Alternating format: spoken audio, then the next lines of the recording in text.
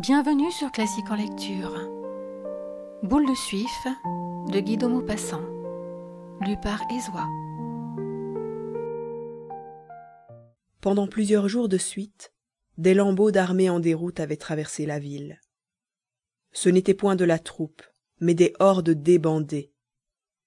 Les hommes avaient la barbe longue et sale, des uniformes en guenilles, et ils avançaient d'une allure molle, sans drapeau, sans régiment. Tous semblaient accablés, éreintés, incapables d'une pensée ou d'une résolution, marchant seulement par habitude, et tombant de fatigue sitôt qu'ils s'arrêtaient. On voyait surtout des mobilisés, gens pacifiques, rentiers tranquilles, pliant sous le poids du fusil, des petits mobilos alertes, faciles à l'épouvante et prompts à l'enthousiasme, prêts à l'attaque comme à la fuite. Puis, au milieu d'eux, quelques culottes rouges, débris d'une division moulue dans une grande bataille, des artilleurs sombres alignés avec des fantassins divers, et, parfois, le casque brillant d'un dragon aux pieds pesants, qui suivait avec peine la marche plus légère des lignards. Des légions de francs-tireurs aux appellations héroïques, les vengeurs de la défaite, les citoyens de la tombe, les partageurs de la mort, passaient à leur tour avec des airs de bandits. Leurs chefs, anciens commerçants en draps ou en graines, ex-marchands de suif ou de savon, guerriers de circonstance, nommés officiers pour leurs écus ou la longueur de leurs moustaches, couverts d'armes, de flanelle et de galons, parlaient d'une voix retentissante, discutaient plans de campagne et prétendaient soutenir seuls la France agonisante sur leurs épaules de fanfarons. Mais ils redoutaient parfois leurs propres soldats, gens de sac et de corde, souvent braves à outrance, pillards et débauchés. Les Prussiens allaient entrer dans Rouen, disait-on. La garde nationale, qui depuis 2 mois faisait des reconnaissances très prudentes dans les bois voisins, fusillant parfois ses propres sentinelles et se préparant au combat quand un petit lapin remuait sous des broussailles, était rentrée dans ses foyers. Ses armes, ses uniformes, tout son attirail meurtrier, dont elle épouvantait naguère les bornes des routes nationales à 3 lieues à la ronde, avait subitement disparu. Les derniers soldats français venaient enfin de traverser la Seine pour gagner Pont-Audemer par Saint-Sever et Bourrachard. Et, marchant après tous, le général, désespéré, ne pouvant rien tenter avec ses loques disparates, et perdu lui-même dans la grande débâcle d'un peuple habitué à vaincre et désastreusement battu malgré sa bravoure légendaire, s'en allait à pied, entre 2 officiers d'ordonnance. Puis un calme profond, une attente épouvantée et silencieuse avait plané sur la cité. Beaucoup de bourgeois bedonnants, émasculés par le commerce, attendaient anxieusement les vainqueurs, tremblants qu'on ne considérât comme une arme leur broche à rôtir ou leur grand couteau de cuisine. La vie semblait arrêtée. Les boutiques étaient closes, la rue muette. Quelquefois un habitant, intimidé par ce silence, filait rapidement le long des murs. L'angoisse de l'attente faisait désirer la venue de l'ennemi. Dans l'après-midi du jour qui suivit le départ des troupes françaises, quelques uhlans, sortis on ne sait d'où, traversèrent la ville avec célérité. Puis, un peu plus tard, une masse noire descendit de la côte Sainte-Catherine, tandis que 2 autres flots envahisseurs apparaissaient par les routes de Darnetal et de Bois-Guillaume. Les avant-gardes des 3 corps, juste au même moment, se joignirent sur la place de l'Hôtel-de-Ville. Et par toutes les rues voisines, l'armée allemande arrivait, déroulant ses bataillons qui faisaient sonner les pavés sous leurs pas durs et rythmés. Des commandements criés d'une voix inconnue et gutturale montaient le long des maisons qui semblaient mortes et désertes, tandis que, derrière les volets fermés, des yeux guettaient ces hommes victorieux, maîtres de la cité, des fortunes et des vies de par le droit de guerre. Les habitants, dans leurs chambres assombries, avaient l'affolement que donnent les cataclysmes, les grands bouleversements meurtriers de la terre, contre lesquels toute sagesse et toute force sont inutiles. Car la même sensation reparaît chaque fois que l'ordre établi des choses est renversé, que la sécurité n'existe plus, que tout ce que protégeaient les lois des hommes ou celles de la nature se trouve à la merci d'une brutalité inconsciente et féroce. le tremblement de terre écrasant sous les maisons croulantes un peuple entier, le fleuve débordé qui roule les paysans noyés avec les cadavres des bœufs et les poutres arrachées aux toits, ou l'armée glorieuse massacrant ceux qui se défendent, emmenant les autres prisonniers, pillant au nom du sabre et remerciant un dieu au son du canon, sont autant de fléaux effrayants qui déconcertent toute croyance à la justice éternelle, toute la confiance qu'on nous enseigne en la protection du ciel et en la raison de l'homme. Mais à chaque porte des petits détachements frappaient, puis disparaissaient dans les maisons. C'était l'occupation après l'invasion. Le devoir commençait pour les vaincus de se montrer gracieux envers les vainqueurs. Au bout de quelque temps, une fois la première terreur disparue, un calme nouveau s'établit. Dans beaucoup de familles, l'officier prussien mangeait à table. Il était parfois bien élevé et, par politesse, plaignait la France, disait sa répugnance en prenant part à cette guerre. On lui était reconnaissant de ce sentiment. Puis on pouvait, un jour ou l'autre, avoir besoin de sa protection. En le ménageant, on obtiendrait peut-être quelques hommes de moins à nourrir. Et pourquoi blesser quelqu'un dont on dépendait tout à fait? Agir ainsi serait moins de la bravoure que de la témérité. Et la témérité n'est plus un défaut des bourgeois de Rouen, comme au temps des défenses héroïques où s'illustra leur cité. On se disait enfin, raison suprême tirée de l'urbanité française, qu'il demeurait bien permis d'être poli dans son intérieur, pourvu qu'on ne se montrât pas familier en public avec le soldat étranger. Au dehors, on ne se connaissait plus, mais dans la maison, on causait volontiers, et l'Allemand demeurait plus longtemps, chaque soir, à se chauffer au foyer commun. La ville même reprenait peu à peu de son aspect ordinaire. Les Français ne sortaient guère encore, mais les soldats prussiens grouillaient dans les rues. Du reste, les officiers de hussards bleus, qui traînaient avec arrogance leurs grands outils de mort sur le pavé, ne semblaient pas avoir, pour les simples citoyens, énormément plus de mépris que les officiers de chasseurs qui, l'année d'avant, buvaient au même café. Il y avait cependant quelque chose dans l'air, quelque chose de subtil et d'inconnu, une atmosphère étrangère intolérable, comme une odeur répandue, l'odeur de l'invasion. Elle emplissait les demeures et les places publiques, changeait le goût des aliments, donnait l'impression d'être en voyage, très loin, chez des tribus barbares et dangereuses. Les vainqueurs exigeaient de l'argent, beaucoup d'argent. Les habitants payaient toujours. Ils étaient riches d'ailleurs, mais plus un négociant normand devient opulent, et plus il souffre de tout sacrifice, de toute parcelle de sa fortune qu'il voit passer aux mains d'un autre. Cependant, à 2 ou 3 lieues sous la ville, en suivant le cours de la rivière, vers Croisset, Dieppedalle ou Biessart, les mariniers et les pêcheurs ramenaient souvent du fond de l'eau quelques cadavres d'Allemands gonflés dans son uniforme, tués d'un coup de couteau ou de savate, la tête écrasée par une pierre ou jetée à l'eau d'une poussée du haut d'un pont. Les vases du fleuve ensevelissaient ces vengeances obscures, sauvages et légitimes, héroïsmes inconnus, attaques muettes, plus périlleuses que les batailles au grand jour, et sans le retentissement de la gloire. Car la haine de l'étranger arme toujours quelques intrépides prêts à mourir pour une idée. Enfin, comme les envahisseurs, bien qu'assujettissant la ville à leur inflexible discipline, n'avaient accompli aucune des horreurs que la renommée leur faisait commettre tout le long de leur marche triomphale, on s'enhardit, et le besoin du négoce travailla de nouveau le cœur des commerçants du pays.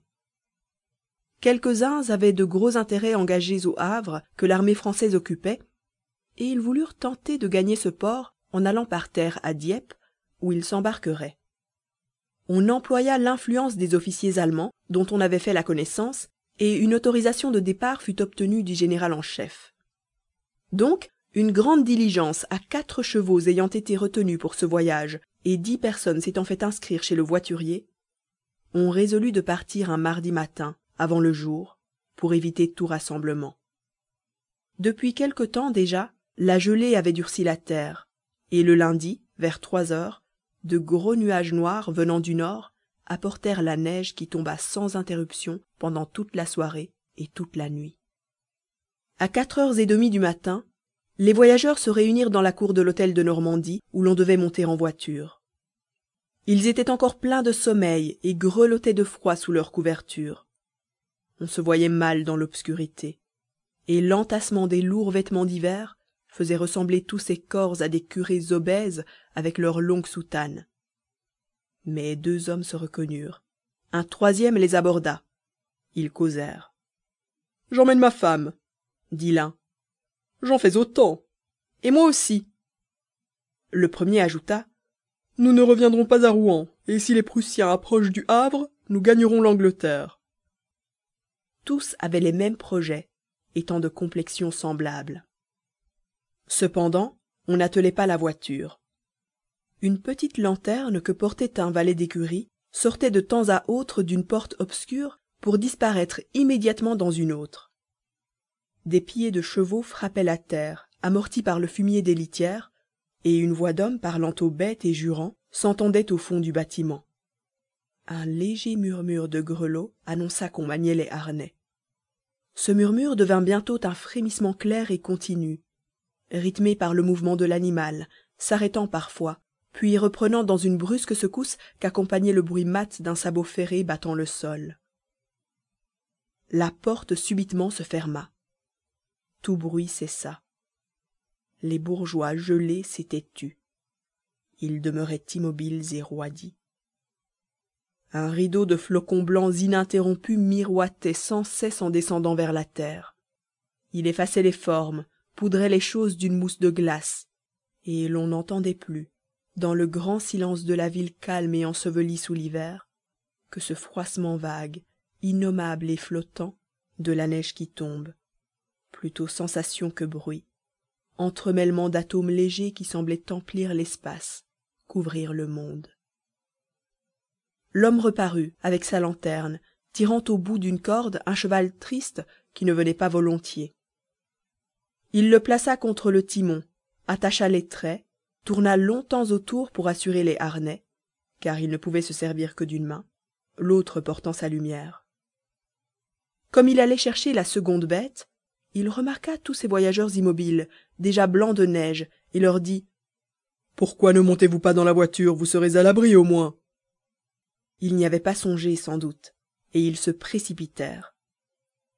Les 3 hommes installèrent leurs femmes dans le fond, montèrent ensuite. Puis les autres formes indécises et voilées prirent à leur tour les dernières places sans échanger une parole. Le plancher était couvert de paille, où les pieds s'enfoncèrent. Les dames du fond, ayant apporté des petites chaufferettes en cuivre, avec un charbon chimique, allumèrent ces appareils et, pendant quelque temps, à voix basse, elles en énumérèrent les avantages, se répétant des choses qu'elles savaient déjà depuis longtemps. Enfin, la diligence étant attelée, avec 6 chevaux au lieu de 4, à cause du tirage plus pénible, une voix du dehors demanda « Tout le monde est-il monté ?» Une voix du dedans répondit « Oui ». On partit. La voiture avançait lentement, lentement, à tout petits pas. Les roues s'enfonçaient dans la neige, le coffre entier geignait avec des craquements sourds. Les bêtes glissaient, soufflaient, fumaient, et le fouet gigantesque du cocher claquait sans repos, voltigeait de tous les côtés, se nouant et se déroulant comme un serpent mince, et cinglant brusquement quelques croupes rebondies qui se tendaient alors sous un effort plus violent. Mais le jour imperceptiblement grandissait. Ces flocons légers qu'un voyageur, rouennais pur sang, avait comparés à une pluie de coton, ne tombaient plus. Une lueur sale filtrait à travers de gros nuages obscurs et lourds qui rendaient plus éclatante la blancheur de la campagne où apparaissait tantôt une ligne de grands arbres vêtus de givre, tantôt une chaumière avec un capuchon de neige. Dans la voiture, on se regardait curieusement à la triste clarté de cette aurore. Tout au fond, aux meilleures places, sommeillaient, en face l'un de l'autre, monsieur et madame Loiseau, des marchands de vins en gros de la rue Grand-Pont. Ancien commis d'un patron ruiné dans les affaires, Loiseau avait acheté le fonds et fait fortune. Il vendait à très bon marché de très mauvais vins aux petits débitants des campagnes et passait parmi ses connaissances et ses amis pour un fripon madré, un vrai Normand plein de ruse et de jovialité. Sa réputation de filou était si bien établie qu'un soir, à la préfecture, M. Tournel, auteur de fables et de chansons, esprit mordant et fin, une gloire locale, ayant proposé aux dames qu'il voyait un peu somnolentes de faire une partie de l'oiseau vole, le mot lui-même vola à travers les salons du préfet, puis, gagnant ceux de la ville, avait fait rire pendant un mois toutes les mâchoires de la province. L'oiseau était en outre célèbre par ses farces de toute nature, ses plaisanteries bonnes ou mauvaises, et personne ne pouvait parler de lui sans ajouter immédiatement « Il est impayable, ce l'oiseau ».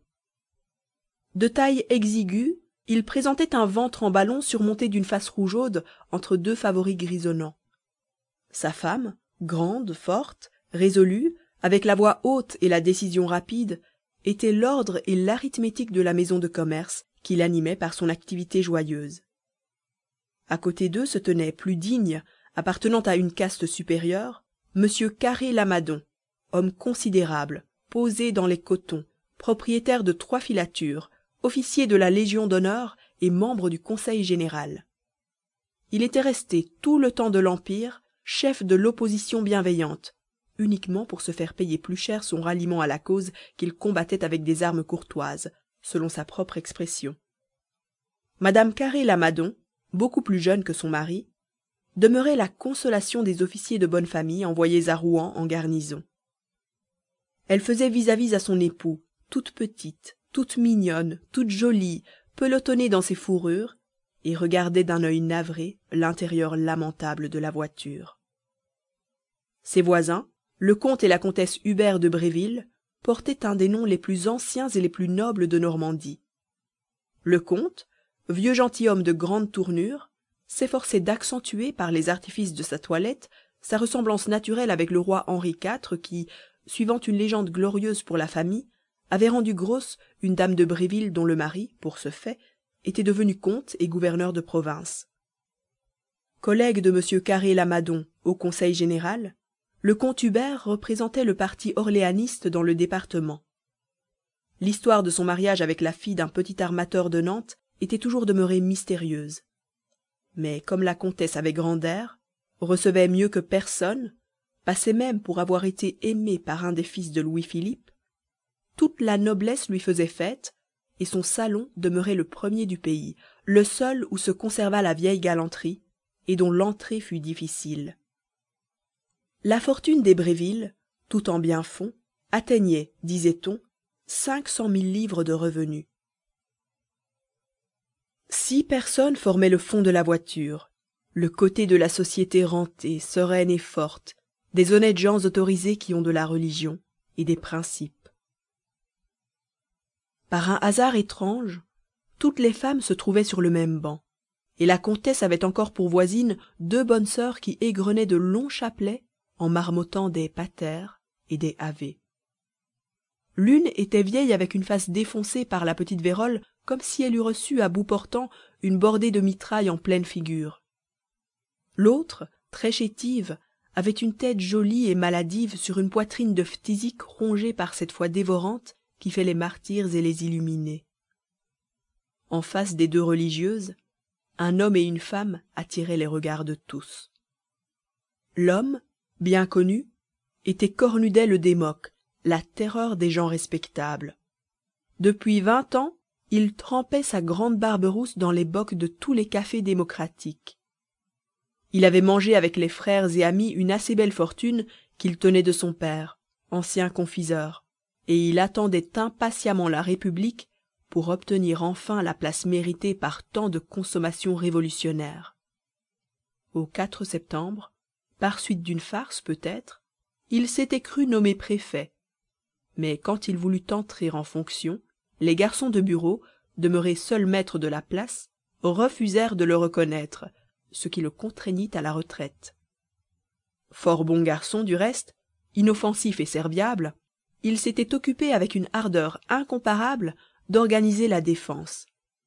Il avait fait creuser des trous dans les plaines, coucher tous les jeunes arbres des forêts voisines, semer des pièges sur toutes les routes et, à l'approche de l'ennemi, satisfait de ces préparatifs, il s'était vivement replié vers la ville. Il pensait maintenant se rendre encore plus utile au Havre, où de nouveaux retranchements allait être nécessaire. La femme, une de celles appelées galantes, était célèbre par son embonpoint précoce qui lui avait valu le surnom de boule de suif. Petite, ronde de partout, grasse à lard, avec des doigts bouffis étranglés aux phalanges, pareils à des chapelets de courtes saucisses, avec une peau luisante et tendue, une gorge énorme qui saillait sous sa robe, elle restait cependant appétissante et courue, tant sa fraîcheur faisait plaisir à voir. Sa figure était une pomme rouge, un bouton de pivoine prêt à fleurir. Et là-dedans s'ouvraient en haut 2 yeux noirs magnifiques, ombragés de grands cils épais qui mettaient une ombre dedans. En bas, une bouche charmante, étroite, humide pour le baiser, meublée de quenottes luisantes et microscopiques. Elle était de plus, disait-on, pleine de qualités inappréciables. Aussitôt qu'elle fut reconnue, des chuchotements coururent parmi les femmes honnêtes, et les mots de prostituée, de honte publique, furent chuchotés si haut qu'elle leva la tête.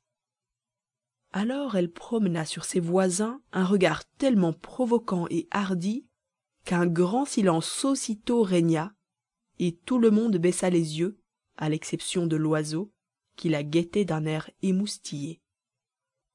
Mais bientôt la conversation reprit entre les 3 dames, que la présence de cette fille avait rendues subitement amies, presque intimes. Elles devaient faire, leur semblait-il, comme un faisceau de leur dignité d'épouse en face de cette vendue sans vergogne, car l'amour légal le prend toujours de haut avec son libre confrère. Les 3 hommes aussi, rapprochés par un instinct de conservateurs à l'aspect de Cornudet, parlaient argent d'un certain ton dédaigneux pour les pauvres. Le comte Hubert disait les dégâts que lui avaient fait subir les Prussiens, les pertes qui résulteraient du bétail volé et des récoltes perdues, avec une assurance de grand seigneur 10 fois millionnaire, que ces ravages gêneraient à peine une année. M. Carré-Lamadon, fort éprouvé dans l'industrie cotonnière, avait eu soin d'envoyer 600 000 francs en Angleterre, une poire pour la soif qu'il se ménageait à toute occasion. Quant à l'oiseau, il s'était arrangé pour vendre à l'intendance française tous les vins communs qui lui restaient en cave, de sorte que l'État lui devait une somme formidable qu'il comptait bien toucher au Havre. Et tous les 3 se jetaient des coups d'œil rapides et amicaux. Bien que de conditions différentes, ils se sentaient frères par l'argent, de la grande franc-maçonnerie de ceux qui possèdent, qui font sonner de l'or en mettant la main dans la poche de leur culotte. La voiture allait si lentement qu'à 10 heures du matin on n'avait pas fait 4 lieues. Les hommes descendirent 3 fois pour monter des côtes à pied. On commençait à s'inquiéter, car on devait déjeuner à Tôtes, et l'on désespérait maintenant d'y parvenir avant la nuit. Chacun guettait pour apercevoir un cabaret sur la route, quand la diligence sombra dans un amoncellement de neige, et il fallut 2 heures pour la dégager. L'appétit grandissait, troublait les esprits, et aucune gargote, aucun marchand de vin ne se montrait, l'approche des Prussiens et le passage des troupes françaises affamées ayant effrayé toutes les industries. Les messieurs coururent aux provisions dans les fermes au bord du chemin, mais ils n'y trouvèrent pas même de pain, car le paysan défiant cachait ses réserves dans la crainte d'être pillé par les soldats qui, n'ayant rien à se mettre sous la dent, prenaient par force ce qu'ils découvraient.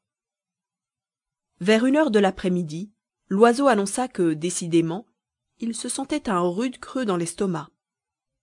Tout le monde souffrait comme lui depuis longtemps, et le violent besoin de manger, augmentant toujours, avait tué les conversations. De temps en temps, quelqu'un bâillait, un autre presque aussitôt l'imitait, et chacun, à tour de rôle, suivant son caractère, son savoir-vivre et sa position sociale, ouvrait la bouche avec fracas, ou modestement emportant vite sa main devant le trou béant d'où sortait une vapeur. Boule de Suif, à plusieurs reprises, se pencha comme si elle cherchait quelque chose sous ses jupons. Elle hésitait une seconde, regardait ses voisins, puis se redressait tranquillement. Les figures étaient pâles et crispées. L'oiseau affirma qu'il payerait 1000 francs un jambonneau. Sa femme fit un geste comme pour protester, puis elle se calma. Elle souffrait toujours en entendant parler d'argent gaspillé et ne comprenait même pas les plaisanteries sur ce sujet. Le fait est que je ne me sens pas bien, dit le comte. Comment n'ai-je pas songé à apporter des provisions? Chacun se faisait le même reproche. Cependant, Cornudet avait une gourde pleine de rhum. Il en offrit. On refusa froidement. Loiseau seul en accepta 2 gouttes, et, lorsqu'il rendit la gourde, il remercia. C'est bon tout de même, ça réchauffe, et ça trompe l'appétit. L'alcool le mit en belle humeur, et il proposa de faire comme sur le petit navire de la chanson, de manger le plus gras des voyageurs. Cette allusion indirecte à Boule de Suif choqua les gens bien élevés. On ne répondit pas. Cornudet seul eut un sourire.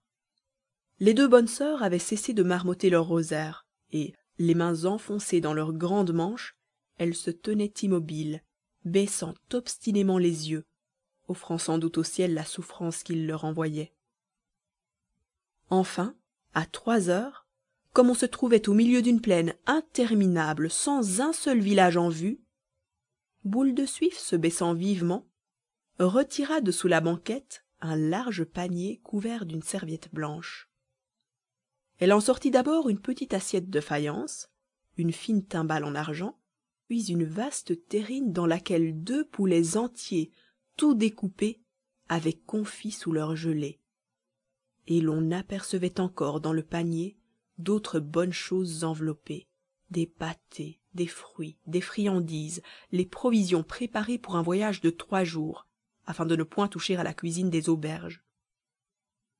4 goulots de bouteilles passaient entre les paquets de nourriture.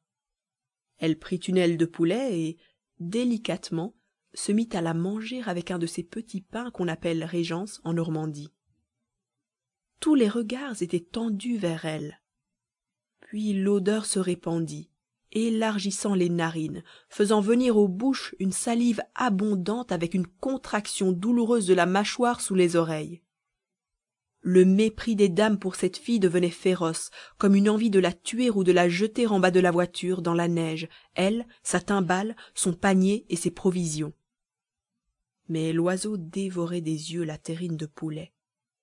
Il dit: À la bonne heure, madame a eu plus de précautions que nous. Il y a des personnes qui savent toujours penser à tout. Elle leva la tête vers lui. Si vous en désirez, monsieur, c'est dur de jeûner depuis le matin. Il salua. Ma foi, franchement, je ne refuse pas, je n'en puis plus. À la guerre comme à la guerre, n'est-ce pas, madame? Et jetant un regard circulaire, il ajouta: Dans des moments comme celui-ci, on est bien aise de trouver des gens qui vous obligent. Il avait un journal qu'il étendit pour ne point tacher son pantalon, et sur la pointe d'un couteau toujours logé dans sa poche, il enleva une cuisse toute vernie de gelée, la dépeça des dents, puis la mâcha avec une satisfaction si évidente qu'il y eut dans la voiture un grand soupir de détresse. Mais Boule de Suif, d'une voix humble et douce, proposa aux bonnes sœurs de partager sa collation. Elles acceptèrent toutes les 2 instantanément et, sans lever les yeux, se mirent à manger très vite après avoir balbutié des remerciements. Cornudet ne refusa pas non plus les offres de sa voisine, et l'on forma avec les religieuses une sorte de table en développant des journaux sur les genoux. Les bouches s'ouvraient et se fermaient sans cesse, avalaient, mastiquaient, engloutissaient férocement. L'oiseau, dans son coin, travaillait dur, et, à voix basse, il engageait sa femme à l'imiter. Elle résista longtemps, puis, après une crispation qui lui parcourut les entrailles, elle céda. Alors son mari, arrondissant sa phrase, demanda à leur charmante compagne si elle lui permettait d'offrir un petit morceau à madame Loiseau. Elle dit: Mais oui, certainement, monsieur, avec un sourire aimable, et tendit la terrine. Un embarras se produisit lorsqu'on eut débouché la première bouteille de Bordeaux. Il n'y avait qu'une timbale. On se la passa après l'avoir essuyée. Cornudet seul, par galanterie sans doute, posa ses lèvres à la place humide encore des lèvres de sa voisine. Alors, entouré de gens qui mangeaient, suffoqués par les émanations des nourritures, le comte et la comtesse de Bréville, ainsi que monsieur et madame Carré-Lamadon, souffrirent ce supplice odieux qui a gardé le nom de Tantale. tout d'un coup la jeune femme du manufacturier poussa un soupir qui fit retourner les têtes. Elle était aussi blanche que la neige du dehors. Ses yeux se fermèrent, son front tomba. Elle avait perdu connaissance. Son mari, affolé, implorait le secours de tout le monde. Chacun perdait l'esprit quand la plus âgée des bonnes sœurs, soutenant la tête de la malade, glissa entre ses lèvres la timbale de Boule de Suif et lui fit avaler quelques gouttes de vin. La jolie dame remua, ouvrit les yeux, sourit et déclara d'une voix mourante qu'elle se sentait fort bien maintenant. Mais afin que cela ne se renouvelât plus, la religieuse la contraignit à boire un plein verre de Bordeaux, et elle ajouta « C'est la faim, pas autre chose. » Alors Boule de Suif, rougissante et embarrassée, balbutia en regardant les 4 voyageurs restés à jeun. « Mon Dieu, si j'osais offrir à ces messieurs et à ces dames... » Elle se tut, craignant un outrage. Loiseau prit la parole. « Eh, parbleu, dans des cas pareils, tout le monde est frère et doit s'aider. Allons, mesdames, pas de cérémonie, acceptez, que diable! Savons-nous si nous trouverons seulement une maison où passer la nuit? Du train dont nous allons, nous ne serons pas à Tôtes avant demain midi. » On hésitait, personne n'osant assumer la responsabilité du « oui ». Mais le comte trancha la question. Il se tourna vers la grosse fille intimidée et, prenant son grand air de gentilhomme, il lui dit « Nous acceptons avec reconnaissance, madame. » Le premier pas seul coûtait. Une fois le Rubicon passé, on s'en donna carrément. Le panier fut vidé. Il contenait encore un pâté de foie gras, un pâté de mauviettes, un morceau de langue fumée, des poires de crassane, un pavé de Pont-l'Évêque, des petits fours et une tasse pleine de cornichons et d'oignons au vinaigre. Boule de Suif, comme toutes les femmes, adorant les crudités. On ne pouvait manger les provisions de cette fille sans lui parler. Donc, on causa, avec réserve d'abord, puis, comme elle se tenait fort bien, on s'abandonna davantage. Mesdames de Bréville et Carré-Lamadon, qui avaient un grand savoir-vivre, se firent gracieuses avec délicatesse. La comtesse, surtout, montra cette condescendance aimable des très nobles dames qu'aucun contact ne peut salir, et fut charmante. Mais la forte madame Loiseau, qui avait une âme de gendarme, resta revêche, parlant peu et mangeant beaucoup. On s'entretint de la guerre, naturellement. On raconta des faits horribles des Prussiens, des traits de bravoure des Français, et tous ces gens qui fuyaient rendirent hommage au courage des autres. Les histoires personnelles commencèrent bientôt, et Boule de Suif raconta, avec une émotion vraie, avec cette chaleur de parole qu'ont parfois les filles pour exprimer leurs emportements naturels, comment elle avait quitté Rouen. « J'ai cru d'abord que je pourrais rester, » dit-elle. « J'avais ma maison pleine de provisions, et j'aimais mieux nourrir quelques soldats que m'expatrier je ne sais où. Mais quand je les ai vus, ces Prussiens, ce fut plus fort que moi. Ils m'ont tourné le sang de colère, et j'ai pleuré de honte toute la journée. Oh, si j'étais un homme, allez!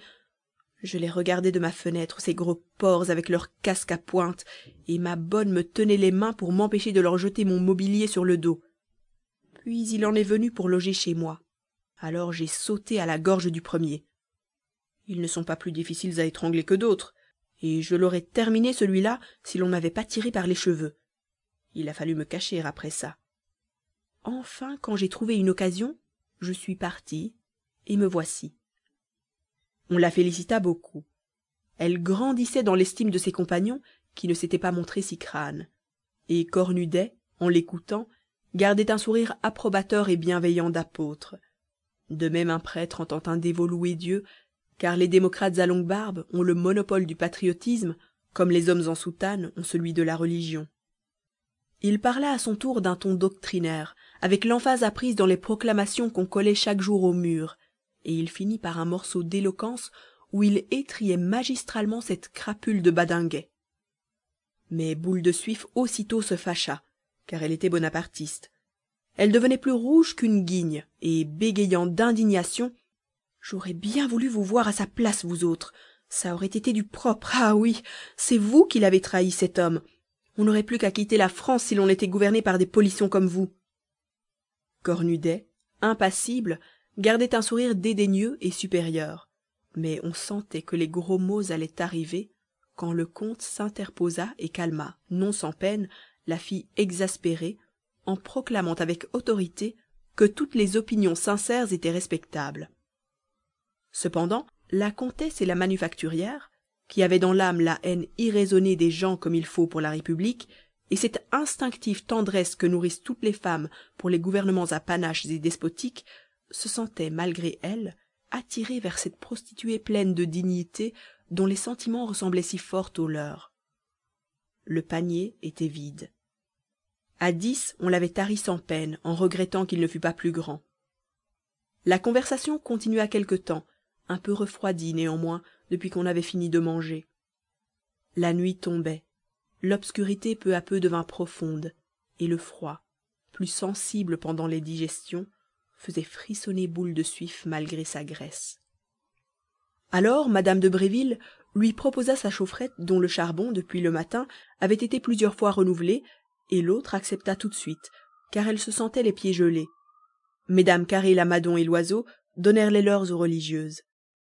Le cocher avait allumé ses lanternes. Elles éclairaient d'une lueur vive un nuage de buée au-dessus de la croupe en sueur des timoniers et, des deux côtés de la route, la neige qui semblait se dérouler sous le reflet mobile des lumières. On ne distinguait plus rien dans la voiture. Mais tout à coup, un mouvement se fit entre Boule de Suif et Cornudet. Et Loiseau, dont l'œil fouillait l'ombre, crut voir l'homme à la grande barbe s'écarter vivement comme s'il eût reçu quelque bon coup lancé sans bruit. Des petits points de feu parurent en avant sur la route. C'était Tôtes. On avait marché 11 heures, ce qui, avec les 2 heures de repos laissées en 4 fois aux chevaux pour manger l'avoine et souffler, faisait 14. On entra dans le bourg, et devant l'hôtel du commerce on s'arrêta. La portière s'ouvrit. Un bruit bien connu fit tressaillir tous les voyageurs. C'étaient les heurts d'un fourreau de sabre sur le sol. Aussitôt la voix d'un Allemand cria quelque chose. Bien que la diligence fût immobile, personne ne descendait, comme si l'on se fût attendu à être massacré à la sortie. Alors le conducteur apparut, tenant à la main une de ces lanternes qui éclaira subitement jusqu'au fond de la voiture les 2 rangs de têtes effarées, dont les bouches étaient ouvertes et les yeux écarquillés de surprise et d'épouvante. À côté du cocher se tenait, en pleine lumière, un officier allemand, un grand jeune homme excessivement mince et blond, serré dans son uniforme comme une fille en son corset, et portant sur le côté sa casquette plate et cirée qui le faisait ressembler au chasseur d'un hôtel anglais. Sa moustache démesurée, à longs poils droits, s'amincissant indéfiniment de chaque côté et terminée par un seul fil blond, si mince qu'on n'en apercevait pas la fin, semblait peser sur les coins de sa bouche et, tirant la joue, imprimait aux lèvres un pli tombant. Il invita en français d'alsacien les voyageurs à sortir, disant d'un ton raide: « Foulez-vous descendre, messieurs cette âme ?»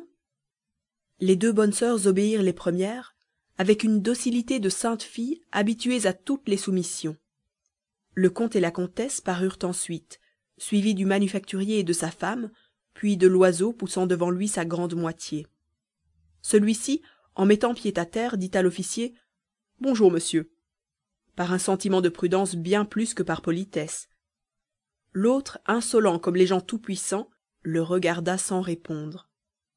Boule de Suif et Cornudet, bien que près de la portière, descendirent les derniers, graves et hautains devant l'ennemi. La grosse fille tâchait de se dominer et d'être calme. Le démoc tourmentait d'une main tragique et un peu tremblante sa longue barbe roussâtre. Il voulait garder de la dignité, comprenant qu'en ces rencontres-là, chacun représente un peu son pays. Et pareillement révoltée par la souplesse de leurs compagnons, elle tâchait de se montrer plus fière que ses voisines, les femmes honnêtes, tandis que lui, sentant bien qu'il devait l'exemple, continuait en toute son attitude sa mission de résistance commencée au défoncement des routes. On entra dans la vaste cuisine de l'auberge, et l'Allemand, s'étant fait présenter l'autorisation de départ signée par le général en chef, et où étaient mentionnés les noms, le signalement et la profession de chaque voyageur, examina longuement tout ce monde, comparant les personnes aux renseignements écrits. Puis il dit brusquement: « C'est bien. » Et il disparut. Alors on respira. On avait faim encore. le souper fut commandé. Une demi-heure était nécessaire pour l'apprêter, et pendant que 2 servantes avaient l'air de s'en occuper, on alla visiter les chambres. Elles se trouvaient toutes dans un long couloir que terminait une porte vitrée marquée d'un numéro parlant. Enfin on allait se mettre à table, quand le patron de l'auberge parut lui-même. C'était un ancien marchand de chevaux, un gros homme asthmatique, qui avait toujours des sifflements, des enrouements, des chants de glaire dans le larynx. Son père lui avait transmis le nom de Follenvie. Il demanda « Mademoiselle Élisabeth Rousset ?» Boule de Suif tressaillit, se retourna. « C'est moi. »« Mademoiselle, l'officier prussien veut vous parler immédiatement. »« À moi ?»« Oui, si vous êtes bien mademoiselle Élisabeth Rousset. » Elle se troubla, réfléchit une seconde, puis déclara carrément « C'est possible, mais je n'irai pas. » Un mouvement se fit autour d'elle. Chacun discutait, cherchait la cause de cet ordre. Le comte s'approcha. « Vous avez tort, madame, car votre refus peut amener des difficultés considérables, non seulement pour vous, mais même pour tous vos compagnons. Il ne faut jamais résister aux gens qui sont les plus forts. Cette démarche assurément ne peut présenter aucun danger. C'est sans doute pour quelque formalité oubliée. » Tout le monde se joignit à lui. On la pria, on la pressa, on la sermonna, et l'on finit par la convaincre, car tous redoutaient les complications qui pourraient résulter d'un coup de tête. Elle dit enfin « C'est pour vous que je le fais, bien sûr. » La comtesse lui prit la main. « Et nous vous en remercions. » Elle sortit. On l'attendit pour se mettre à table. Chacun se désolait de n'avoir pas été demandé à la place de cette fille violente et irascible, et préparait mentalement des platitudes pour le cas où on l'appellerait à son tour. Mais au bout de 10 minutes, elle reparut, soufflant, rouge à suffoquer, exaspérée. Elle balbutiait « Oh, la canaille, la canaille !» Tous s'empressaient pour savoir, mais elle ne dit rien, et comme le comte insistait, elle répondit avec une grande dignité « Non, cela ne vous regarde pas, je ne peux pas parler. » Alors on s'assit autour d'une haute soupière d'où sortait un parfum de choux. Malgré cette alerte, le souper fut gai. Le cidre était bon, le ménage Loiseau et les bonnes sœurs en prirent, par économie. Les autres demandèrent du vin. Cornudet réclama de la bière. Il avait une façon particulière de déboucher la bouteille, de faire mousser le liquide, de le considérer en penchant le verre, qu'il élevait ensuite entre la lampe et son œil pour bien apprécier la couleur. Quand il buvait, sa grande barbe, qui avait gardé la nuance de son breuvage aimé, semblait tressaillir de tendresse. Ses yeux louchaient pour ne point perdre de vue sa chope, et il avait l'air de remplir l'unique fonction pour laquelle il était né. On eût dit qu'il établissait en son esprit un rapprochement et comme une affinité entre les 2 grandes passions qui occupaient toute sa vie, le pale ale et la révolution. Et assurément, il ne pouvait déguster l'un sans songer à l'autre. Monsieur et madame Follenvie dînaient tout au bout de la table. L'homme, râlant comme une locomotive crevée, avait trop de tirage dans la poitrine pour pouvoir parler en mangeant. Mais la femme ne se taisait jamais. Elle raconta toutes ses impressions à l'arrivée des Prussiens, ce qu'ils faisaient, ce qu'ils disaient, les exécrant d'abord, parce qu'ils lui coûtaient de l'argent, et ensuite parce qu'elle avait 2 fils à l'armée. Elle s'adressait surtout à la comtesse, flattée de causer avec une dame de qualité. Puis elle baissait la voix pour dire des choses délicates, et son mari, de temps en temps, l'interrompait. « Tu ferais mieux de te taire, madame Follenvie. » Mais elle n'en tenait aucun compte et continuait. « Oui, madame, ces gens-là, ça ne fait que manger des pommes de terre et du cochon, et puis du cochon et des pommes de terre. Et il ne faut pas croire qu'ils sont propres. Oh non, ils ordurent partout sauf le respect que je vous dois. Et si vous les voyez faire l'exercice pendant des heures et des jours, ils sont là tous dans un champ, et marchent en avant et marchent en arrière, et tournent par-ci et tournent par-là. S'ils cultivaient la terre au moins, ou s'ils travaillaient aux routes dans leur pays. Mais non, madame, c'est militaire, ça n'est profitable à personne. Faut-il que le pauvre peuple les nourrisse pour n'apprendre rien qu'à massacrer? Je ne suis qu'une vieille femme sans éducation, c'est vrai, mais en les voyant qui s'esquintent le tempérament à piétiner du matin au soir, je me dis, quand il y a des gens qui font tant de découvertes pour être utiles, Faut-il que d'autres se donnent tant de mal pour être nuisibles? Vraiment, n'est-ce pas une abomination de tuer des gens, qu'ils soient prussiens, ou bien anglais, ou bien polonais, ou bien français?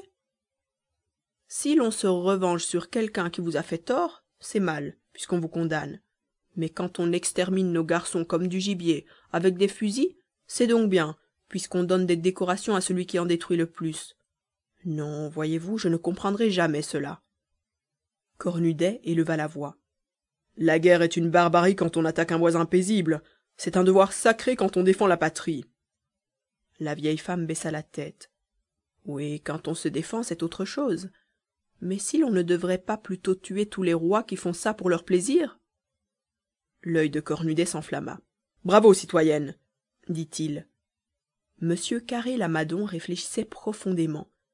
Bien qu'il fût fanatique des illustres capitaines, le bon sens de cette paysanne le faisait songer à l'opulence qu'apporterait dans un pays tant de bras inoccupés et par conséquent ruineux, tant de forces qu'on entretient improductives, si on les employait aux grands travaux industriels qu'il faudra des siècles pour achever. Mais Loiseau, quittant sa place, alla causer tout bas avec l'aubergiste. Le gros homme riait, toussait, crachait. Son énorme ventre sautillait de joie aux plaisanteries de son voisin, et il lui acheta 6 feuillettes de Bordeaux pour le printemps, quand les Prussiens seraient partis. Le souper à peine achevé, comme on était brisé de fatigue, on se coucha. Cependant Loiseau, qui avait observé les choses, fit mettre au lit son épouse, puis colla tantôt son oreille et tantôt son œil au trou de la serrure pour tâcher de découvrir ce qu'il appelait les mystères du corridor.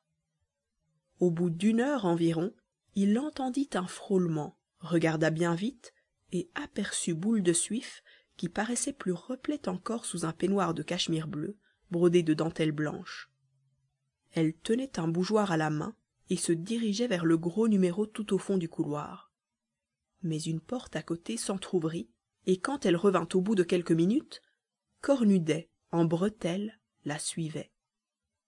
Ils parlaient bas, puis ils s'arrêtèrent. Boule de Suif semblait défendre l'entrée de sa chambre avec énergie. Loiseau, malheureusement, n'entendait pas les paroles, mais, à la fin, comme ils élevaient la voix, il put en saisir quelques-unes. Cornudet insistait avec vivacité. Il disait « Voyons, vous êtes bête, qu'est-ce que ça vous fait ?» Elle avait l'air indignée et répondit « Non, mon cher, il y a des moments où ces choses-là ne se font pas, et puis ici ce serait une honte. » Il ne comprenait point sans doute, et demanda pourquoi. Alors elle s'emporta, élevant encore le ton. « Pourquoi? Vous ne comprenez pas pourquoi? Quand il y a des Prussiens dans la maison, dans la chambre à côté, peut-être? » Il se tut. Cette pudeur patriotique de catin qui ne se laissait point caresser près de l'ennemi dut réveiller en son cœur sa dignité défaillante, car, après l'avoir seulement embrassée, il regagna sa porte à pas de loup.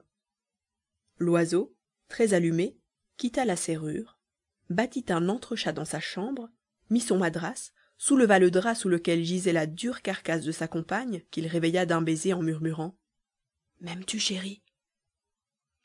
Alors toute la maison devint silencieuse. Mais bientôt s'éleva quelque part, dans une direction indéterminée qui pouvait être la cave aussi bien que le grenier, un ronflement puissant, monotone, régulier, un bruit sourd et prolongé, avec des tremblements de chaudière sous pression. Monsieur Follenvie dormait. Comme on avait décidé qu'on partirait à 8 heures le lendemain, tout le monde se trouva dans la cuisine. Mais la voiture, dont la bâche avait un toit de neige, se dressait solitaire au milieu de la cour, sans chevaux et sans conducteur. On chercha en vain celui-ci dans les écuries, dans les fourrages, dans les remises. Alors tous les hommes se résolurent à battre le pays, et ils sortirent. Ils se trouvèrent sur la place, avec l'église au fond, et des 2 côtés, des maisons basses où l'on apercevait des soldats prussiens. Le premier qu'ils virent épluchait des pommes de terre. Le second, plus loin, lavait la boutique du coiffeur. Un autre, barbu jusqu'aux yeux, embrassait un mioche qui pleurait et le berçait sur ses genoux pour tâcher de l'apaiser. Et les grosses paysannes dont les hommes étaient à l'armée de la guerre indiquaient par signes à leurs vainqueurs obéissants le travail qu'il fallait entreprendre: fendre du bois, tremper la soupe, moudre le café. Un d'eux même lavait le linge de son hôtesse, une aïeule tout impotente. Le comte, étonné, interrogea le bedeau qui sortait du presbytère. Le vieux rat d'église lui répondit: « Oh, ceux-là ne sont pas méchants, c'est pas des Prussiens à ce qu'on dit. Ils sont de plus loin, je ne sais pas bien d'où, et ils ont tous laissé une femme et des enfants au pays. Ça ne les amuse pas, la guerre, allez. Je suis sûr qu'on pleure bien aussi là-bas après les hommes, et ça fournira une fameuse misère chez eux comme chez nous. Ici encore on n'est pas trop malheureux pour le moment, parce qu'ils ne font pas de mal et qu'ils travaillent comme s'ils étaient dans leur maison. Voyez-vous, monsieur, entre pauvres gens, faut bien qu'on cède. C'est les grands qui font la guerre. » Cornudet, indigné de l'entente cordiale établie entre les vainqueurs et les vaincus, se retira, préférant s'enfermer dans l'auberge. Loiseau eut un mot pour rire. Il repeuple. M. Carré-Lamadon eut un mot grave. Il répare. Mais on ne trouvait pas le cocher. À la fin on le découvrit dans le café du village, attablé fraternellement avec l'ordonnance de l'officier. Le comte l'interpella.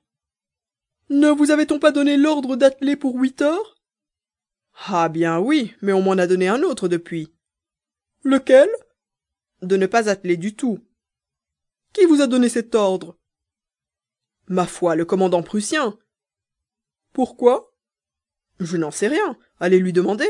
On me défend d'atteler, moi je n'attelle pas, voilà. »« C'est lui-même qui vous a dit cela ?»« Non, monsieur, c'est l'aubergiste qui m'a donné l'ordre de sa part. »« Quand ça ?»« Hier soir, comme j'allais me coucher. » Les 3 hommes rentrèrent fort inquiets.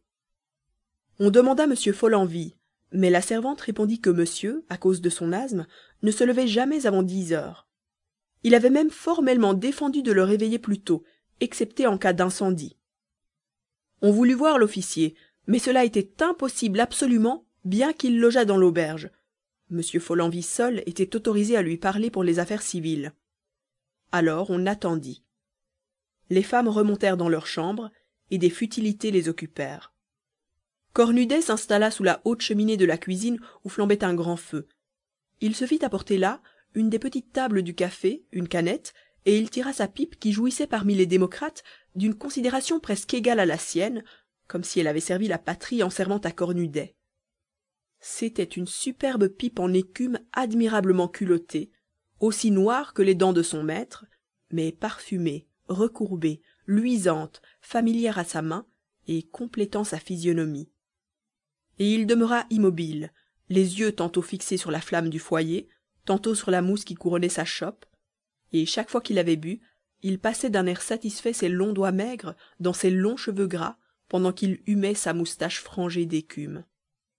Loiseau, sous prétexte de se dégourdir les jambes, alla placer du vin aux débitants du pays.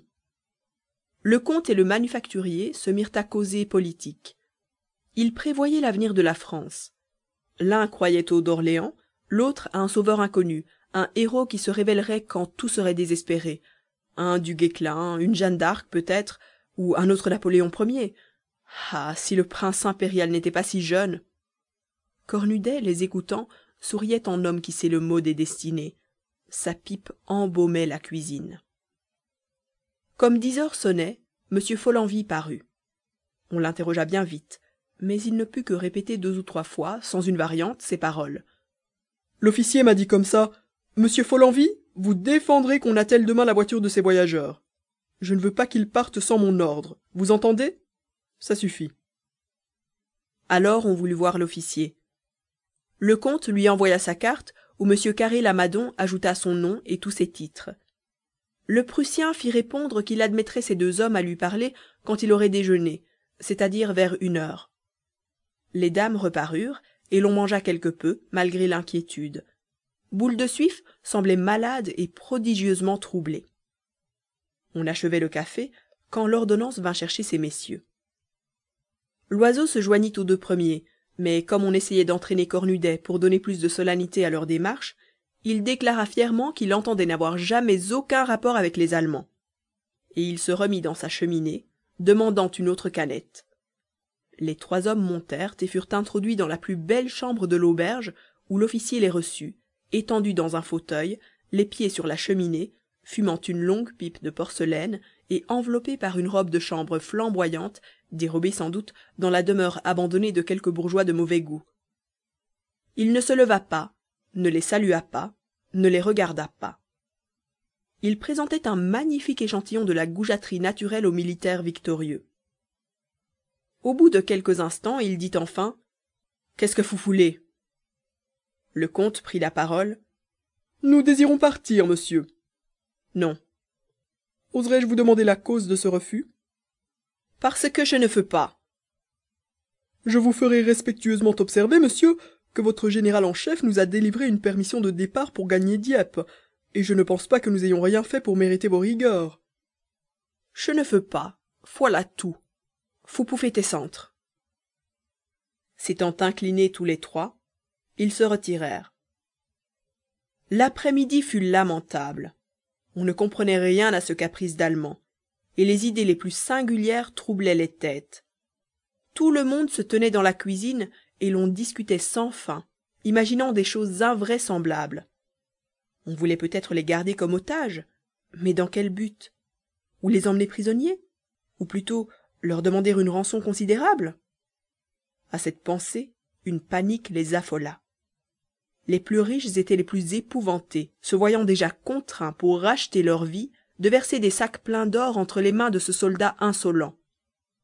Ils se creusaient la cervelle pour découvrir des mensonges acceptables, dissimuler leur richesse, se faire passer pour pauvres, très pauvres. Loiseau enleva sa chaîne de montre et la cacha dans sa poche. La nuit qui tombait augmenta les appréhensions. La lampe fut allumée, et comme on avait encore 2 heures avant le dîner, Madame Loiseau proposa une partie de 31. Ce serait une distraction. On accepta. Cornudet lui-même, ayant éteint sa pipe par politesse, y prit part. Le comte battit les cartes, donna boule de suif avec 31 d'emblée, et bientôt l'intérêt de la partie apaisa la crainte qui hantait les esprits. Mais Cornudet s'aperçut que le ménage Loiseau s'entendait pour tricher. Comme on allait se mettre à table, M. Follenvie reparut, et de sa voix graillonnante il prononça: « L'officier prussien fait demander à mademoiselle Élisabeth Rousset si elle n'a pas encore changé d'avis. » Boule de Suif resta debout, toute pâle, puis devenant subitement cramoisie, elle eut un tel étouffement de colère qu'elle ne pouvait plus parler. Enfin elle éclata. « Vous lui direz à cette crapule, à ce saligaud, à cette charogne de Prussien que jamais je ne voudrai. Vous entendez bien? Jamais, jamais, jamais !» Le gros aubergiste sortit. Alors Boule de Suif fut entourée, interrogée, sollicitée par tout le monde de dévoiler le mystère de sa visite. Elle résista d'abord, mais l'exaspération domina bientôt. « Ce qu'il veut, il veut coucher avec moi !» cria-t-elle.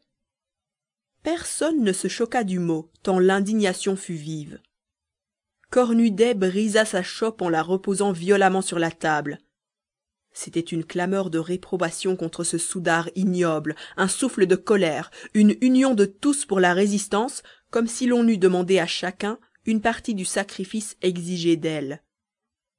Le comte déclara avec dégoût que ces gens-là se réduisaient à la façon des anciens barbares. Les femmes surtout témoignèrent à Boule de Suif une commisération énergique et caressante. Les bonnes sœurs, qui ne se montraient qu'au repas, avaient baissé la tête et ne disaient rien. On dîna néanmoins lorsque la première fureur fut apaisée, mais on parla peu. On songeait.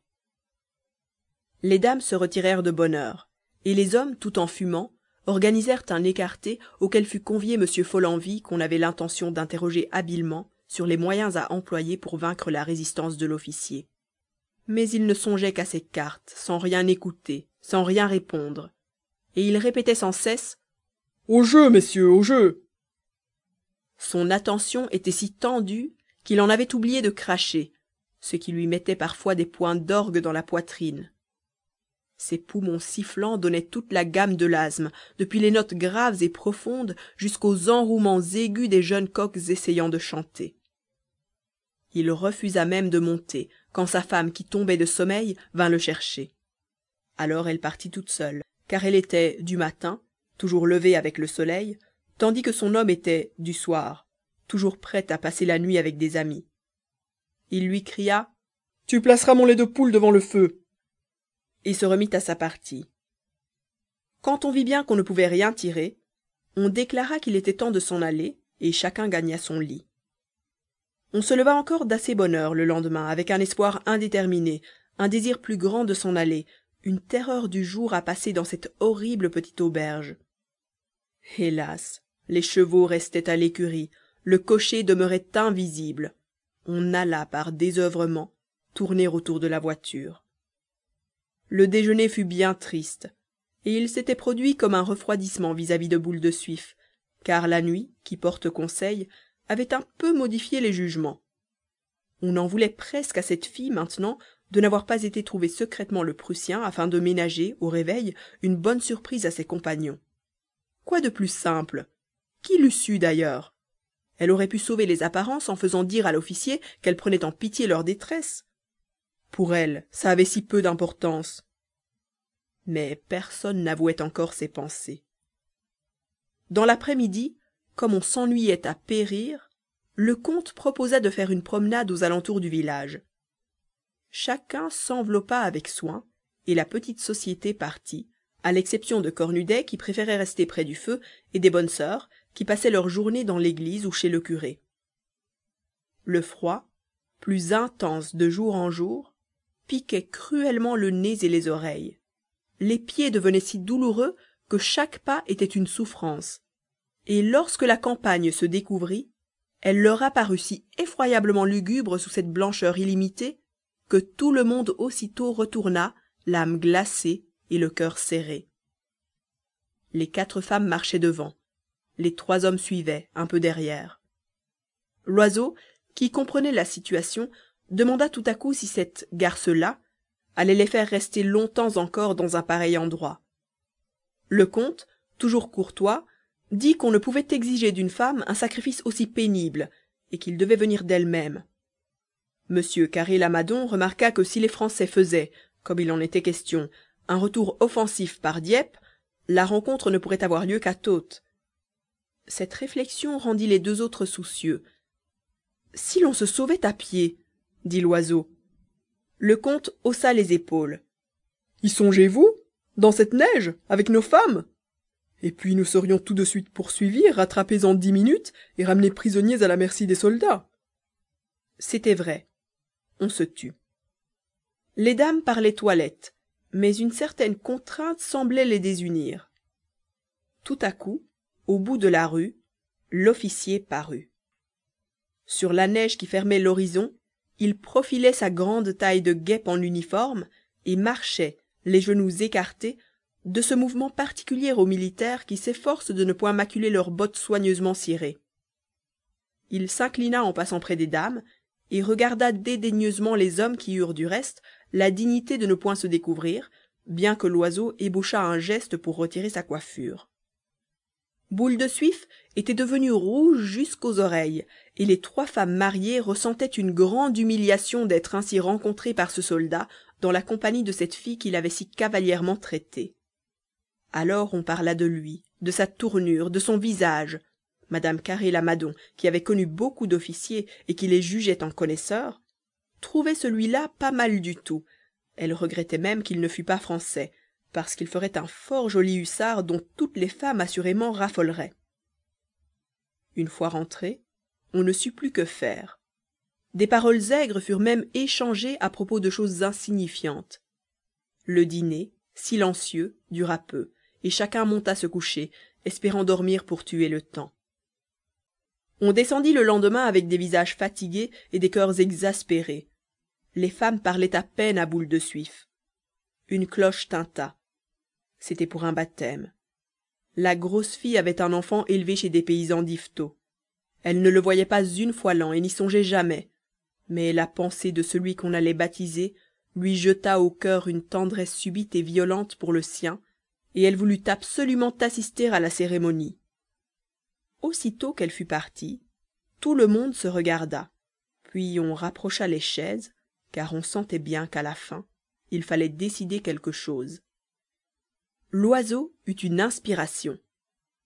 il était d'avis de proposer à l'officier de garder Boule de Suif toute seule et de laisser partir les autres. M. Follenvie se chargea encore de la commission, mais il redescendit presque aussitôt. L'Allemand, qui connaissait la nature humaine, l'avait mis à la porte.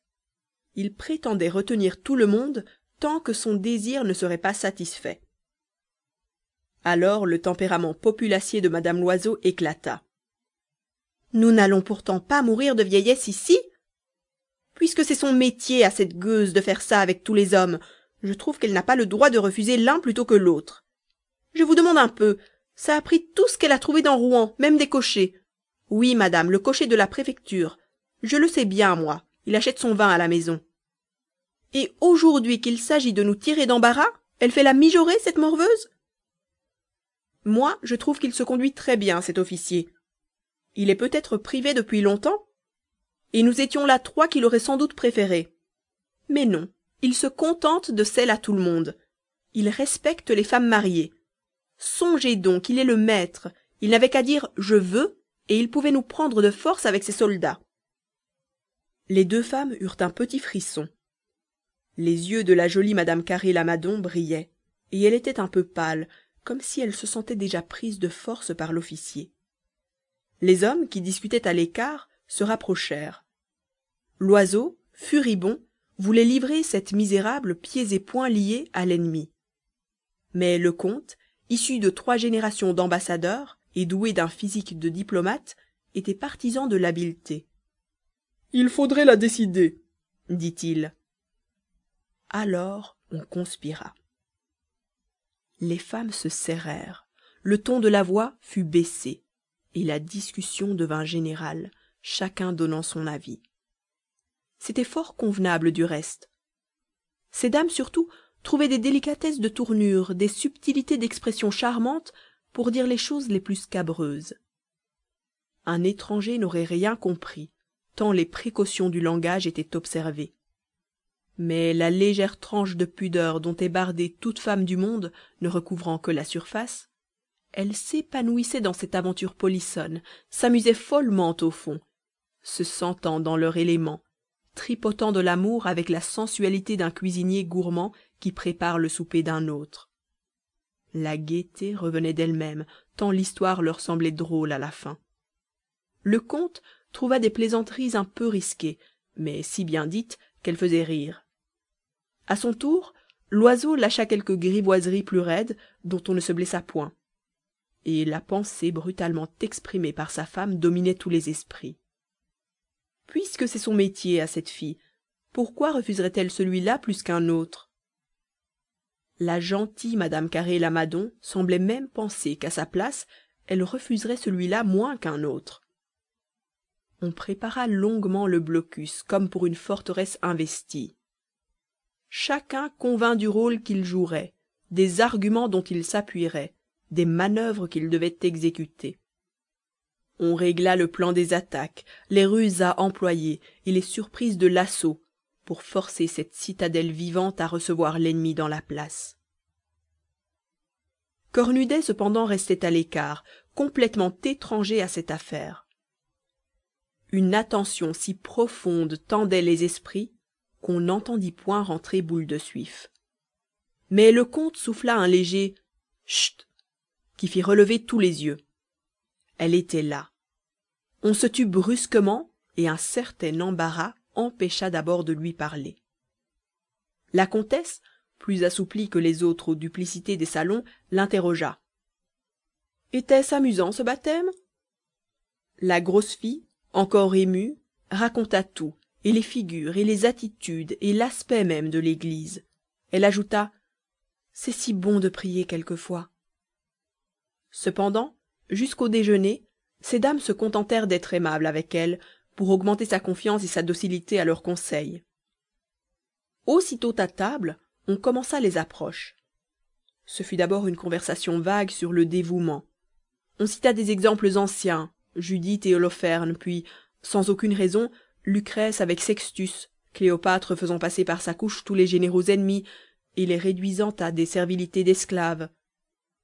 Alors se déroula une histoire fantaisiste, éclose dans l'imagination de ces millionnaires ignorants, où les citoyennes de Rome allaient endormir à Capoue Annibal entre leurs bras, et, avec lui, ses lieutenants et les phalanges des mercenaires.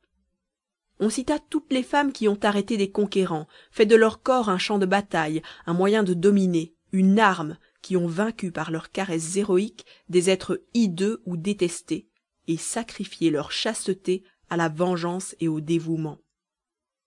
On parla même, en termes voilés, de cette Anglaise de grande famille qui s'était laissé inoculer une horrible et contagieuse maladie pour la transmettre à Bonaparte sauvé miraculeusement, par une faiblesse subite, à l'heure du rendez-vous fatal.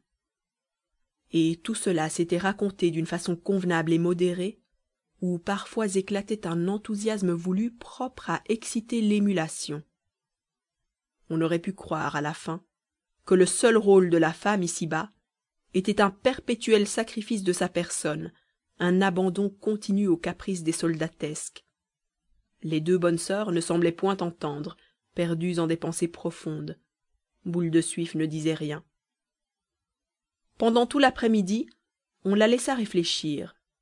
Mais au lieu de l'appeler madame, comme on avait fait jusque-là, on lui disait simplement mademoiselle, sans que personne sût bien pourquoi, comme si l'on avait voulu la faire descendre d'un degré dans l'estime qu'elle avait escaladée, lui faire sentir sa situation honteuse. Au moment où l'on servit le potage, M. Follenvie reparut, répétant sa phrase de la veille. L'officier prussien fait demander à mademoiselle Elisabeth Rousset si elle n'a point encore changé d'avis. Boule de Suif répondit sèchement non, monsieur. Mais au dîner, la coalition faiblit. Loiseau eut 3 phrases malheureuses. Chacun se battait les flancs pour découvrir des exemples nouveaux et ne trouvait rien, quand la comtesse, sans préméditation peut-être, éprouvant un vague besoin de rendre hommage à la religion, interrogea la plus âgée des bonnes sœurs sur les grands faits de la vie des saints. Or, beaucoup avaient commis des actes qui seraient des crimes à nos yeux, mais l'Église absout sans peine ces forfaits quand ils sont accomplis pour la gloire de Dieu ou pour le bien du prochain. C'était un argument puissant. La comtesse en profita.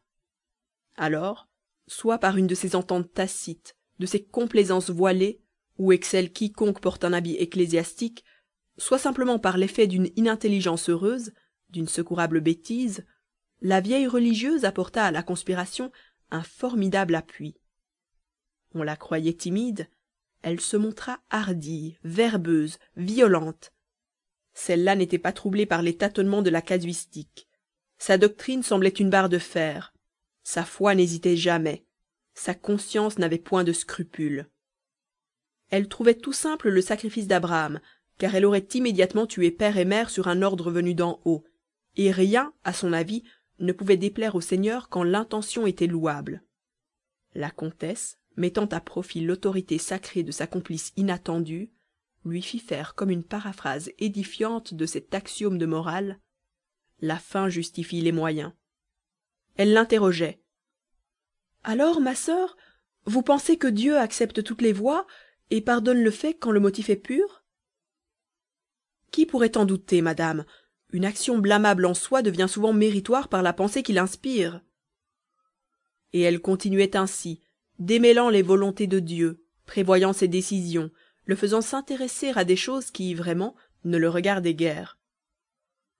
Tout cela était enveloppé, habile, discret. Mais chaque parole de la sainte fille en cornette faisait brèche dans la résistance indignée de la courtisane. Puis, la conversation se détournant un peu, la femme au chapelet pendant parla des maisons de son ordre, de sa supérieure, d'elle-même et de sa mignonne voisine, la chère sœur Saint-Nicéphore. On les avait demandées au Havre pour soigner dans les hôpitaux des centaines de soldats atteints de la petite vérole. Elle les dépeignit, ces misérables, détailla leurs maladies. Et tandis qu'elles étaient arrêtées en route par les caprices de ce Prussien, un grand nombre de Français pouvaient mourir qu'elles auraient sauvés peut-être. C'était sa spécialité à elle, de soigner les militaires. Elle avait été en Crimée, en Italie, en Autriche, et, racontant ses campagnes, elle se révéla tout à coup une de ces religieuses à tambours et à trompettes qui semblent faites pour suivre les camps, ramasser des blessés dans des remous de bataille et, mieux qu'un chef, dompter d'un mot les grands soudards indisciplinés. une vraie bonne sœur rentemplant dont la figure ravagée, crevée de trous sans nombre, paraissait une image des dévastations de la guerre. Personne ne dit rien après elle, tant l'effet semblait excellent. Aussitôt le repas terminé, on remonta bien vite dans les chambres pour ne descendre le lendemain qu'assez tard dans la matinée. Le déjeuner fut tranquille. On donnait à la graine semée la veille le temps de germer et de pousser ses fruits. La comtesse proposa de faire une promenade dans l'après-midi. Alors le comte, comme il était convenu, prit le bras de Boule de Suif et demeura derrière les autres avec elle. Il lui parla de ce ton familier, paternel, un peu dédaigneux, que les hommes posés emploient avec les filles, l'appelant « ma chère enfant », la traitant du haut de sa position sociale, de son honorabilité indiscutée. Il pénétra tout de suite au vif de la question. « Donc, vous préférez nous laisser ici, exposés comme vous-même à toutes les violences qui suivraient un échec des troupes prussiennes, plutôt que de consentir à une de ces complaisances que vous avez eues si souvent en votre vie ?» Boule de Suif ne répondit rien. Il la prit par la douceur, par le raisonnement, par les sentiments. Il sut rester monsieur le comte, tout en se montrant galant quand il le fallut, complimenteur, aimable enfin. Il exalta le service qu'elle leur rendrait, parla de leur reconnaissance, puis soudain, la tutoyant gaiement. « Et tu sais, ma chère, il pourrait se vanter d'avoir goûté d'une jolie fille comme il n'en trouvera pas beaucoup dans son pays. » Boule de Suif ne répondit pas et rejoignit la société. Aussitôt rentrée, elle monta chez elle et ne reparut plus. L'inquiétude était extrême. Qu'allait-elle faire? Si elle résistait, quel embarras! L'heure du dîner sonna. On l'attendit en vain. Monsieur Follenvie, entrant alors, annonça que mademoiselle Rousset se sentait indisposée et qu'on pouvait se mettre à table. Tout le monde dressa l'oreille.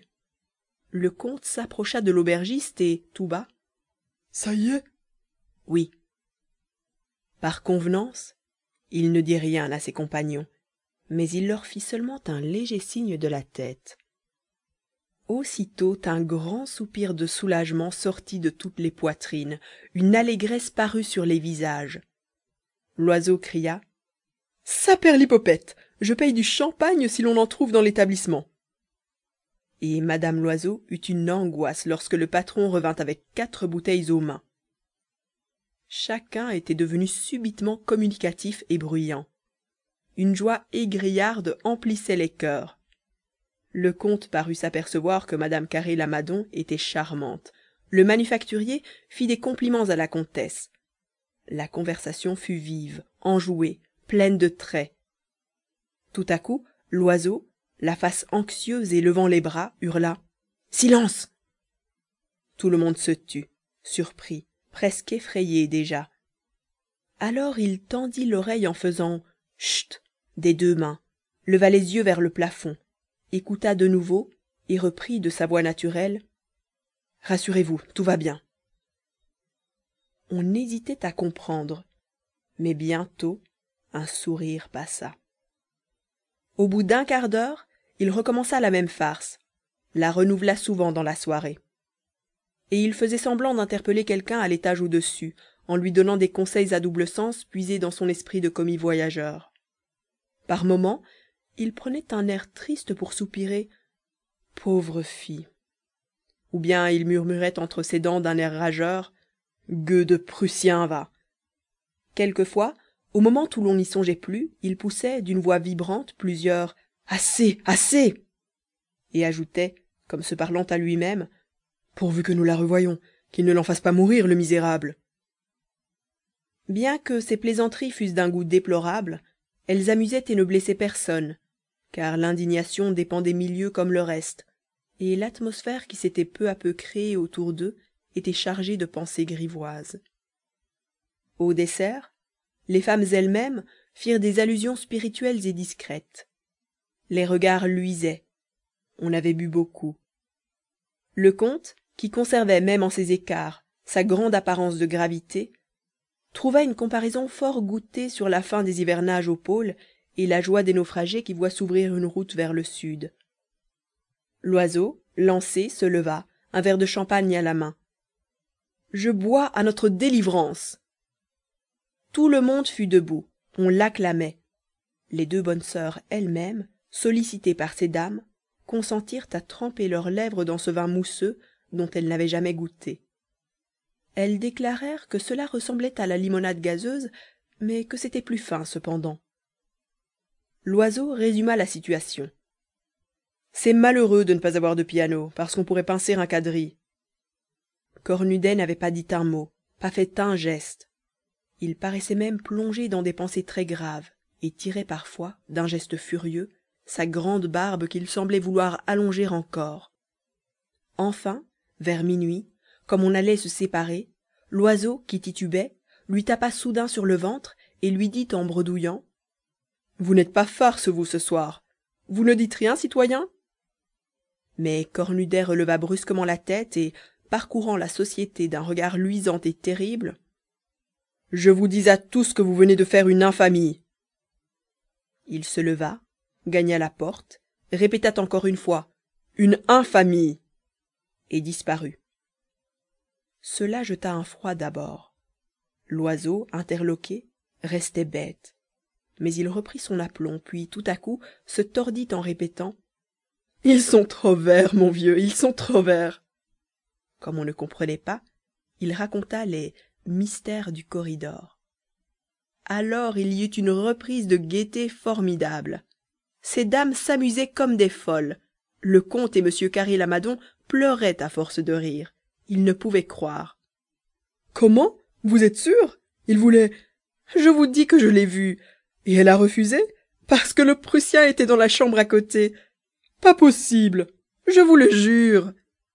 Le comte étouffait. L'industriel se comprimait le ventre à deux mains. Loiseau continuait: Et vous comprenez, ce soir, il ne la trouve pas drôle, mais pas du tout. Et tous les trois repartaient, malades, essoufflés. On se sépara là-dessus. Mais madame Loiseau, qui était de la nature des orties, fit remarquer à son mari, au moment où il se couchait, que cette chipie de petite Carré-Lamadon avait ri jaune toute la soirée. Tu sais, les femmes, quand ça en tient pour l'uniforme, qu'il soit français ou bien prussien, ça leur est, ma foi, bien égal. Si ce n'est pas une pitié, Seigneur Dieu. Et toute la nuit, dans l'obscurité du corridor, coururent comme des frémissements, des bruits légers, à peine sensibles, pareils à des souffles, des effleurements de pieds nus, d'imperceptibles craquements. Et l'on ne dormit que très tard, assurément, car des filets de lumière glissèrent longtemps sous les portes. Le champagne a de ces effets-là, il trouble, dit-on, le sommeil. Le lendemain, un clair soleil d'hiver rendait la neige éblouissante. La diligence, attelée enfin, attendait devant la porte, tandis qu'une armée de pigeons blancs, rengorgés dans leurs plumes épaisses, avec un œil rose taché au milieu d'un point noir, se promenaient gravement entre les jambes des 6 chevaux et cherchaient leur vie dans le crottin fumant qu'ils éparpillaient. Le cocher, enveloppé dans sa peau de mouton, grillait une pipe sur le siège, et tous les voyageurs radieux faisaient rapidement empaqueter des provisions pour le reste du voyage. On n'attendait plus que Boule de Suif. Elle parut. Elle semblait un peu troublée, honteuse, et elle s'avança timidement vers ses compagnons qui, tous, d'un même mouvement, se détournèrent comme s'ils ne l'avaient pas aperçue. Le comte prit avec dignité le bras de sa femme et l'éloigna de ce contact impur. La grosse fille s'arrêta, stupéfaite. Alors, ramassant tout son courage, elle aborda la femme du manufacturier d'un « Bonjour, madame », humblement murmuré. L'autre fit de la tête seule un petit salut impertinent qu'elle accompagna d'un regard de vertu outragé. Tout le monde semblait affairé, et l'on se tenait loin d'elle comme si elle eût apporté une infection dans ses jupes. Puis on se précipita vers la voiture où elle arriva seule, la dernière, et reprit en silence la place qu'elle avait occupée pendant la première partie de la route. On semblait ne pas la voir, ne pas la connaître, mais madame Loiseau, la considérant de loin avec indignation, dit à mi-voix à son mari: « Heureusement que je ne suis pas à côté d'elle. » La lourde voiture s'ébranla, et le voyage recommença. On ne parla point d'abord. Boule de Suif n'osait pas lever les yeux. Elle se sentait en même temps indignée contre tous ses voisins et humiliée d'avoir cédé, souillée par les baisers de ce Prussien entre les bras duquel on l'avait hypocritement jetée. Mais la comtesse, se tournant vers madame Carré-Lamadon, rompit bientôt ce pénible silence. Vous connaissez, je crois, madame d'Étrelles? Oui, c'est une de mes amies. Quelle charmante femme! Ravissante, une vraie nature d'élite, fort instruite d'ailleurs, et artiste jusqu'au bout des doigts. Elle chante à ravir et dessine dans la perfection. Le manufacturier causait avec le comte, et au milieu du fracas des vitres, un mot parfois jaillissait. Coupon, échéance, prime, à terme. Loiseau, qui avait chippé le vieux jeu de cartes de l'auberge, engraissé par 5 ans de frottement sur les tables mal essuyées, attaqua un bésigue avec sa femme. Les bonnes sœurs prirent à leur ceinture le long rosaire qui pendait, firent ensemble le signe de la croix, et tout à coup leurs lèvres se mirent à remuer vivement, se hâtant de plus en plus, précipitant leurs vagues murmures comme pour une course d'orémus. Et de temps en temps elles baisaient une médaille, se signaient de nouveau, puis recommençaient leur marmottement rapide et continu. Cornudet songeait, immobile. Au bout de 3 heures de route, Loiseau ramassa ses cartes. Il fait faim, dit-il. Alors sa femme atteignit un paquet ficelé d'où elle fit sortir un morceau de veau froid. Elle le découpa proprement par tranches minces et fermes, et tous deux se mirent à manger. Si nous en faisions autant, dit la comtesse. On y consentit, et elle déballa les provisions préparées pour les 2 ménages. C'était, dans un de ces vases allongés dont le couvercle porte un lièvre en faïence pour indiquer qu'un lièvre en pâte gît au-dessous, une charcuterie succulente où de blanches rivières de lard traversaient la chair brune du gibier, mêlée à d'autres viandes hachées fin. Un beau carré de gruyère, apporté dans un journal, gardait imprimé « Faits divers » sur sa pâte onctueuse. Les 2 bonnes sœurs développèrent un rond de saucisson qui sentait l'ail, et Cornudet, plongeant les 2 mains en même temps dans les vastes poches de son paletot sac, tira de l'une 4 œufs durs et de l'autre le crouton d'un pain. Il détacha la coque, la jeta sous ses pieds dans la paille et se mit à mordre à même les œufs, faisant tomber sur sa vaste barbe des parcelles de jaune clair qui semblaient, là-dedans, des étoiles. Boule de Suif, dans la hâte et l'effarement de son lever, n'avait pu songer à rien, et elle regardait, exaspérée, suffoquant de rage, tous ces gens qui mangeaient placidement. Une colère tumultueuse la crispa d'abord, et elle ouvrit la bouche pour leur crier leurs faits avec un flot d'injures qui lui montait aux lèvres. Mais elle ne pouvait pas parler tant l'exaspération l'étranglait. Personne ne la regardait, ne songeait à elle. Elle se sentait noyée dans le mépris de ces gredins honnêtes qui l'avaient sacrifiée d'abord, rejetée ensuite comme une chose malpropre et inutile. Alors elle songea à son grand panier tout plein de bonnes choses qu'ils avaient goulûment dévorées, à ses 2 poulets luisants de gelée, à ses pâtés, à ses poires, à ses 4 bouteilles de Bordeaux, et sa fureur tombant soudain comme une corde trop tendue qui casse, elle se sentit prête à pleurer. Elle fit des efforts terribles, se raidit, avala ses sanglots comme les enfants, mais les pleurs montaient, luisaient au bord de ses paupières, et bientôt 2 grosses larmes se détachant des yeux roulèrent lentement sur ses joues. D'autres les suivirent plus rapides, coulant comme des gouttes d'eau qui filtrent d'une roche et tombant régulièrement sur la courbe rebondie de sa poitrine. Elle restait droite, le regard fixe, la face rigide et pâle, espérant qu'on ne la verrait pas. Mais la comtesse s'en aperçut et prévint son mari d'un signe. Il haussa les épaules comme pour dire « Que voulez-vous, ce n'est pas ma faute !» Madame Loiseau eut un rire muet de triomphe et murmura « Elle pleure sa honte !» Les 2 bonnes sœurs s'étaient remises à prier, après avoir roulé dans un papier le reste de leur saucisson. Alors Cornudet, qui digérait ses œufs, étendit ses longues jambes sous la banquette d'en face, se renversa, croisa ses jambes, sourit comme un homme qui vient de trouver une bonne farce, et se mit à siffloter la Marseillaise. Toutes les figures se rembrunirent. Le chant populaire, assurément, ne plaisait point à ses voisins. Ils devinrent nerveux, agacés, et avaient l'air prêts à hurler comme des chiens qui entendent un orgue de barbarie. Il s'en aperçut, ne s'arrêta plus. Parfois même il fredonnait les paroles. Amour sacré de la patrie, conduit, soutient nos braves vengeurs. Liberté, liberté chérie, combats avec tes défenseurs. On fuyait plus vite, la neige étant plus dure, et jusqu'à Dieppe, pendant les longues heures mornes du voyage, à travers les cahots du chemin, par la nuit tombante, puis dans l'obscurité profonde de la voiture, il continua, avec une obstination féroce, son sifflement vengeur et monotone, contraignant les esprits las et exaspérés à suivre le chant d'un bout à l'autre, à se rappeler chaque parole qu'ils appliquaient sur chaque mesure. Et Boule de Suif pleurait toujours, et parfois un sanglot, qu'elle n'avait pu retenir, passait, entre deux couplets, dans les ténèbres. Merci d'avoir écouté Boule de Suif sur Classique en lecture. Si cette vidéo vous a plu, vous pouvez la partager. N'hésitez pas à liker, vous abonner et activer la cloche des notifications pour être prévenu lorsque je sors une nouvelle vidéo de lecture.